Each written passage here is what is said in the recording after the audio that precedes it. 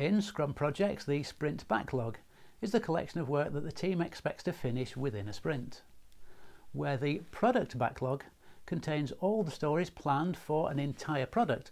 The sprint backlog is smaller and only contains stories that the development team has committed to finishing within the sprint. The sprint backlog is formed from items originally in the product backlog.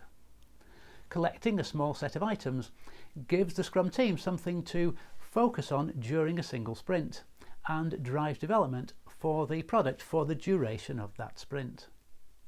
Because items in the sprint backlog are committed to being finished within the sprint, it is important that the Scrum team create a sprint backlog that is manageable.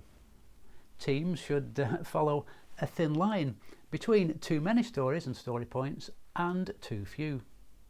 The sprint backlog should contain enough work to keep the Scrum team busy for the entire sprint. Simultaneously, the sprint backlog should not contain so much work that the Scrum team cannot finish on time. Any items that are committed to the sprint backlog should expect to be finished by the end of the sprint. Stories that are not finished at the end of the sprint return to the product backlog and must be reprioritised.